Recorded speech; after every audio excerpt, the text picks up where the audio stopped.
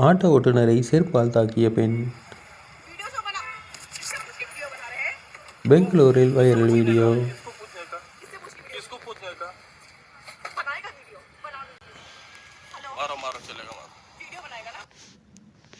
பெங்களூருவில் பெல்லந்தூர் பகுதியில் ஒரு இளம் பெண் தனது ஸ்கூட்டரில் சென்று கொண்டிருந்த போது ஒரு ஆட்டோ அவர் மீது லேசாக உரசியுள்ளது.